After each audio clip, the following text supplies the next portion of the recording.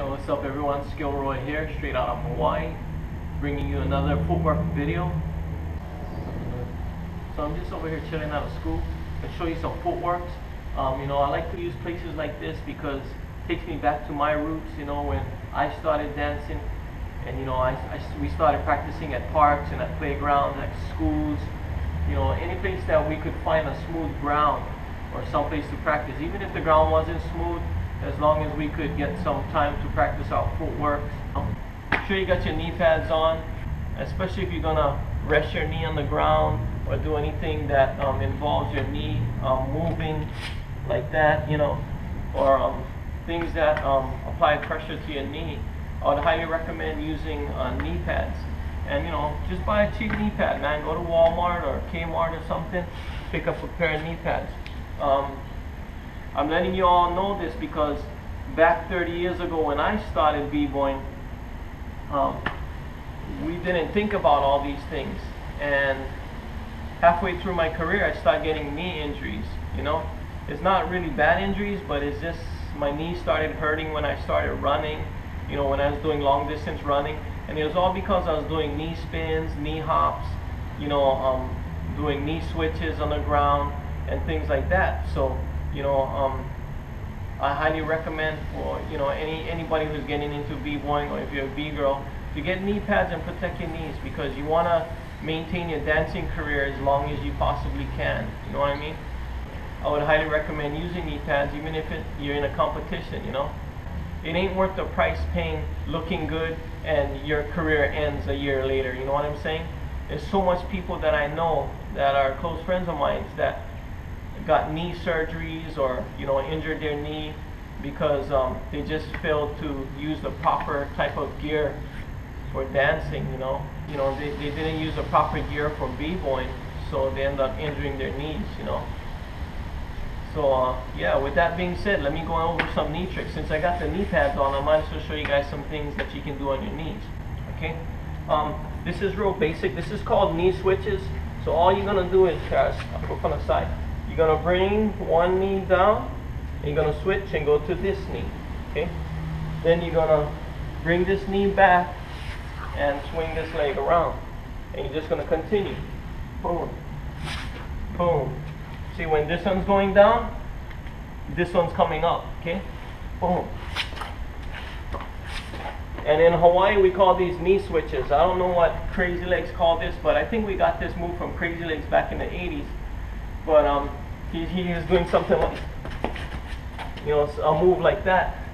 And so we started thinking up all different ways to do this move. So as soon as this leg goes down, this one switches and goes up. Okay, so what you can do is you can switch your knees first, then bring the hands down to carry your legs around, or you can put your hands down while your knee is going down. Okay, to give it a little different effect. Practice both ways. You know what I'm saying? Like, can switch, bang, switch, bang. Okay, and the knee switch, you don't necessarily have to do it all uniformed and everything. If you can add some flavor into it, like see when I do it to my right, it looks different than when I do it to my left, because what I do is when I come down, tend to swing my legs around a little bit more and carry that to the side. When I do it to my left, it's like straight back and forth, bang, bang. It's just like I'm pivoting really quick. I'm pivoting and turning my leg so that it faces the opposite direction. When I go to my right, I'm using like a swing around, like sort of like taking it to the outskirts. You know what I'm saying? So you can mix it up. Take this knee switch move, make it yours, and just put it together like how you want to put it together. But I'm just showing you the basics of how to get into it and how to put your hands down. You can leave your hands high, or you can go flat-handed. It's up to you. If you want to go flat-handed, it's okay. If you want to leave your hands high, it's okay as well. Okay. Here's another move. Whenever you're doing a sweep around this, coming over with a sweep, you can go on your knee.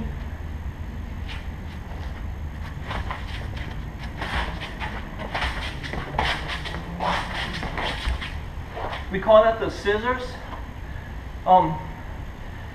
It's just a move to make it look like it's switching, you know, like all it was for was to go like that, go like that.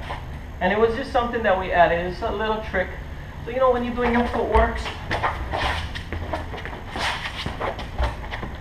you know, you can add that little effect inside of it. And like I said, with some knee pads. These are called knee walkovers. Keep in mind, a lot of these names, I made up these names because I used to write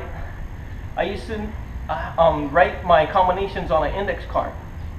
I wasn't talented like a lot of the kids out there who could keep it up here, and so I had to write my combos down so I wouldn't forget. And I didn't want to forget a move, so I'd place a name on that move that I was doing.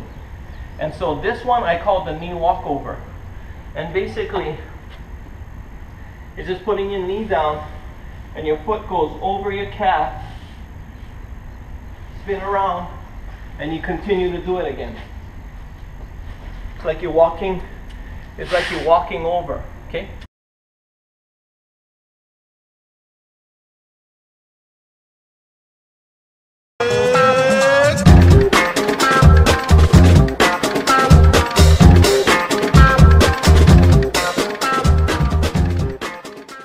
I'll start from one end and go across to the other. Then I would go into another move or another trick or freeze.